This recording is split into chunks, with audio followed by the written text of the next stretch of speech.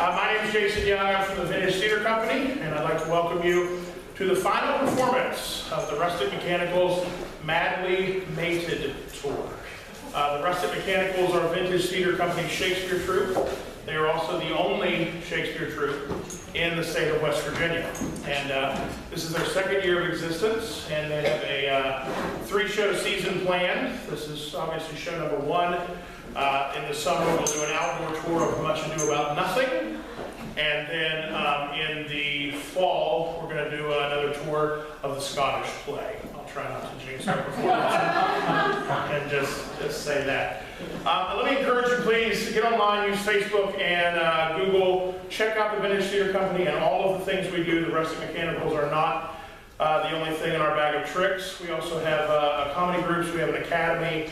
We have vocal groups. We do a lot of different things. One of the things I want to highlight for you is not this coming weekend, but the next weekend in March, the 26th, the 27th, and the 28th. Vintage Theater Company and the Fearless Fools are hosting the first ever West Virginia Comedy Festival. It's going to be 3 nights of comedy at the Bridgeport Country Club in Bridgeport, West Virginia. Stand-ups and improvs, all West Virginia acts. And then Saturday night, our headliner is Bill Lepp, who is he's a national champion liar. He likes to tell people he used to be a United Methodist pastor, and now he's a national champion liar. But Bill's a humorist. He's a great individual from West Virginia. And if you've never heard Bill tell you a tall tale, you haven't lived. You haven't heard Beethoven done correctly. So with that, let me tell you a little bit about this production. You're going to see Taming the Shrew, but you're also going to see something that not all troops or companies do when they do this particular show, and that's something that Shakespeare wrote at the beginning of the show, which he calls the induction. Now, it is not a prologue, because you can't have a prologue without epilogue. It is an induction, and it is technically referred to as a framing device. It's something that Shakespeare thought necessary to set up the Taming of the Shrew. The best way that I can explain it to people is it's sort of like the cartoon before the movie. So you're going to get to see the induction, which you may not see if you go see other productions of Shrew, and then of course Taming of the Shrew. So I need to get to my go spot, and with that I say thank you very much, and please enjoy the final production of the Rustic Mechanicals, Taming of the Shrew.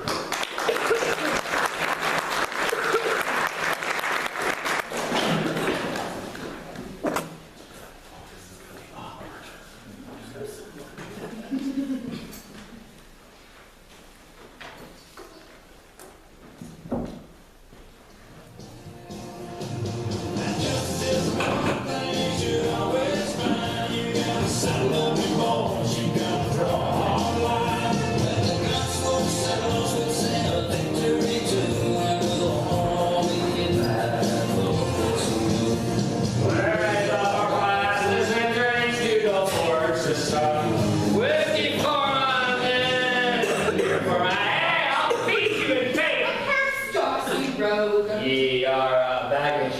The slides are no rows. Look at the chronicles. Why, we came in with Richard Conqueror. Will you not pay for the glasses you have burst? Not a day, yea.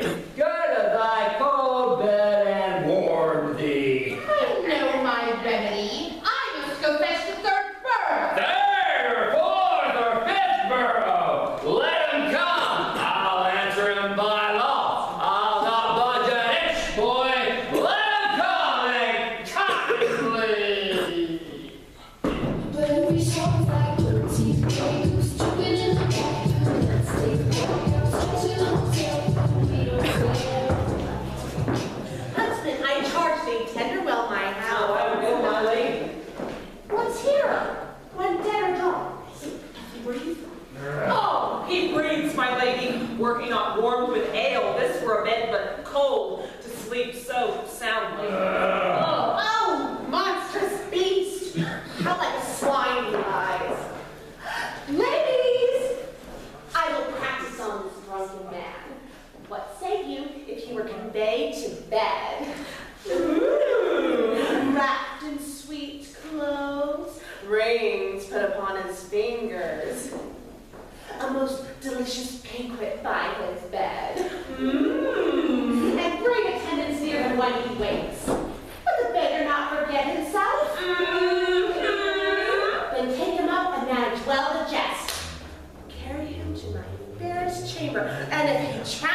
speak, be ready straight, and with low, submissive reverence say, "What is it, your honor will command?" First later that he has been learned! And when he says he is, say that he dreams, for he's nothing but a mighty lord. Do this, and do it kindly, gentle ladies. Really pastime passing excellent. Take him up gently and to bed with him, and each to his office when he wakes. Hey!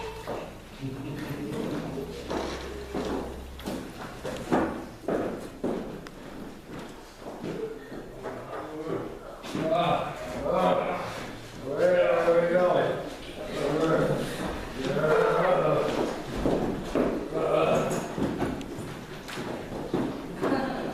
How now? Who is it?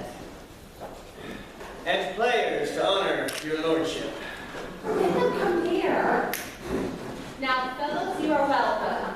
Well, you come to me in a happy time. But wait, your company has suit me much. There's a Lord will watch your film tonight.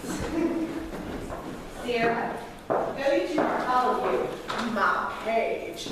Seeing dressed in all suits like a lady, this time conducted to the drunk chamber. Been shed tears of being overjoyed to see the noble Lord restored to health. See this dispatch with all the haste thou canst. Anon I'll give thee more instructions. I long to hear call the drunkard husband. You're a big guy.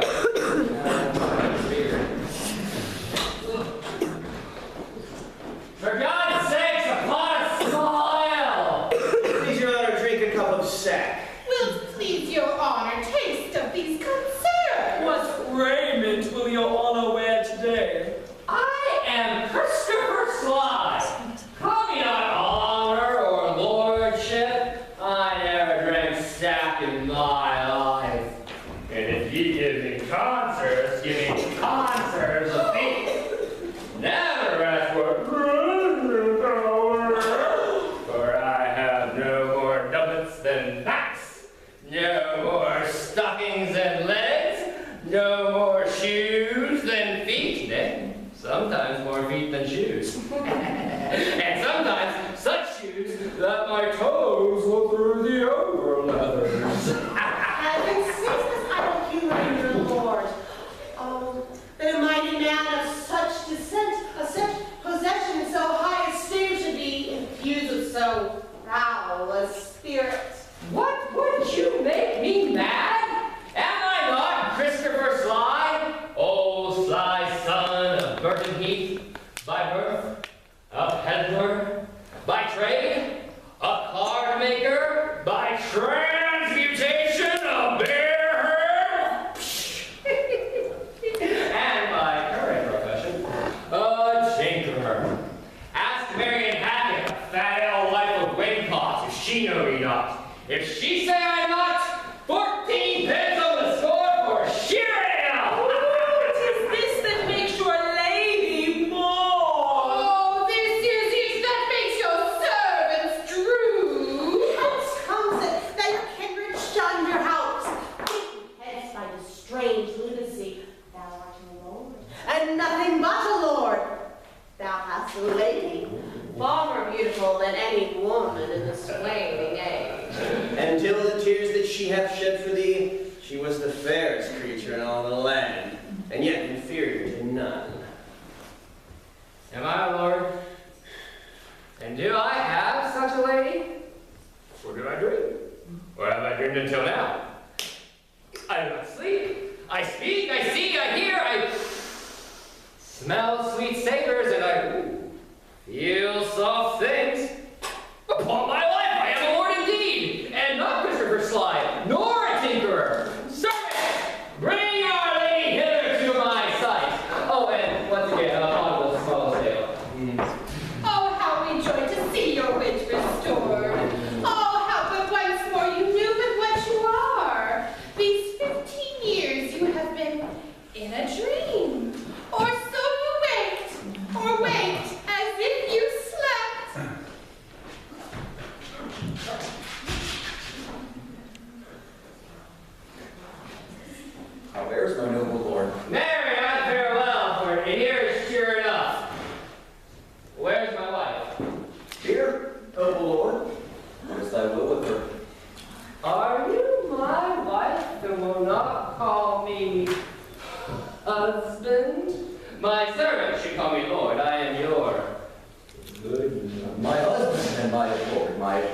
and husband, I am your wife in all obedience.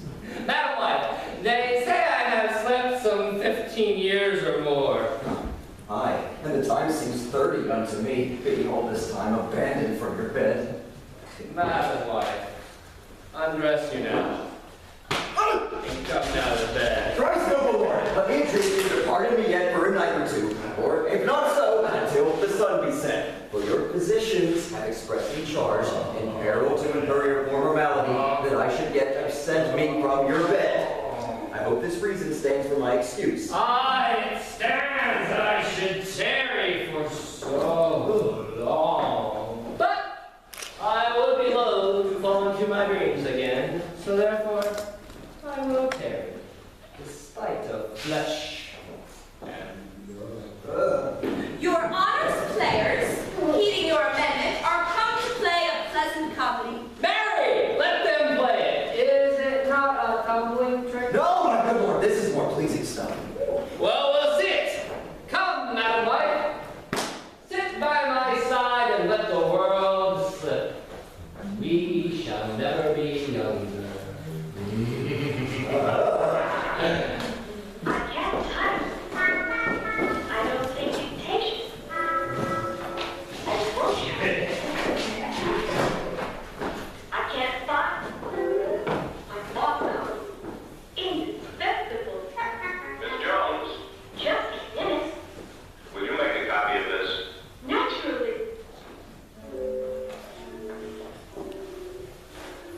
I pushed the button on 0914. Thank you, Mr. Smith. I'm going to lunch with Mother. And now, the Taming of the Shrew. Featuring Katerina and Petrupio. With Lucentio, Bianca, Baptista, and Grillo. Hortensio and Claudio, and introducing Rubio and Biandello.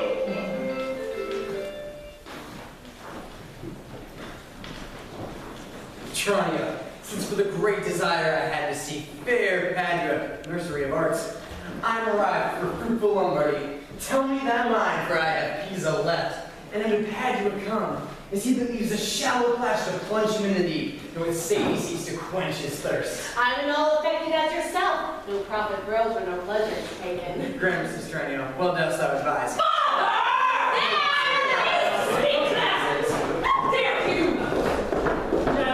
Gentlemen, importune me no farther, for how I firmly am resolved, you know, that is not to bestow my younger daughter until I have found a husband for the elder.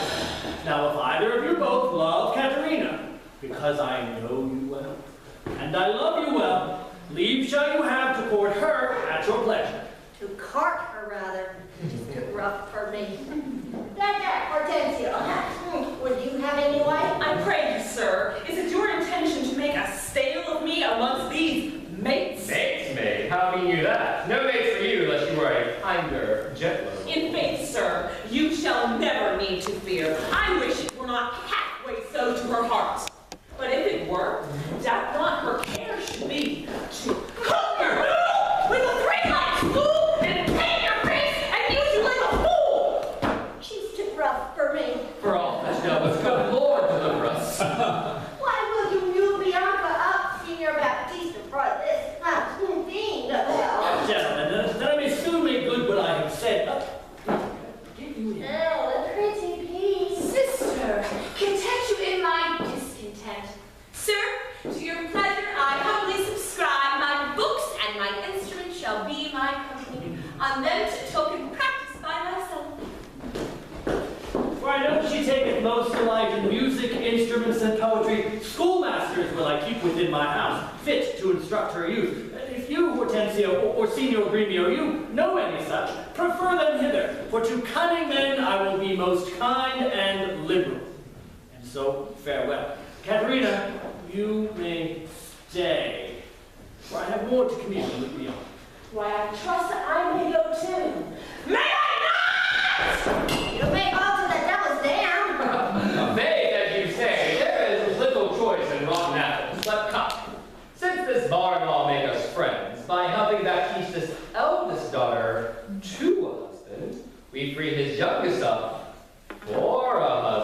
What say you, Senior Gremio?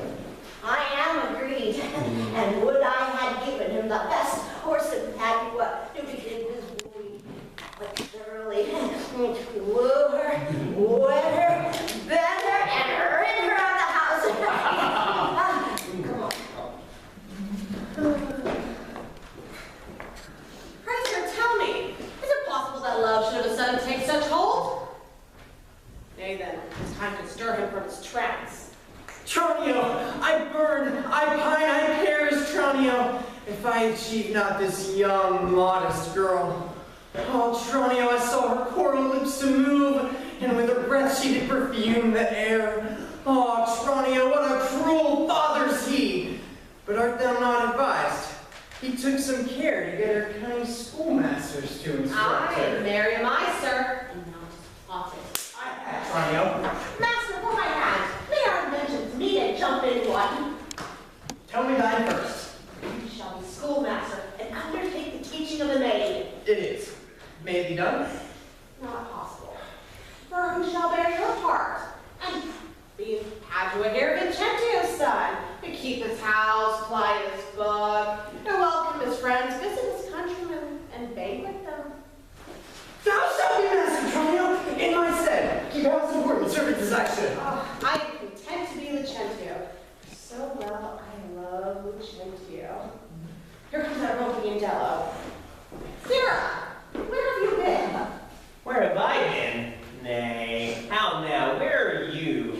Master, has my fellow Tranio stolen your clothes, or you stolen his, or both? Pray, what's the news? Oh, your fellow Tranio here, to save my life, puts my apparel and my countenance on, and I for my escape put on his. For in a quarrel since I came ashore, I killed a man. In fear I was described. Wait you on him, I charge you as becomes, while I make way from hence to save my life. You understand me? Aye, sir. Narrow it. And not a jot of Tranio in your mouth. Tranio is changed into Lucentio. Whoa. But Sarah, not for my sake, but your master's, I advise you use your manners discreetly in all companies. When I am alone, then why I'm Tranio. But in all places else, your master, Lucentio. Tranio, one more thing rest, that thyself execute to make one among these wooers.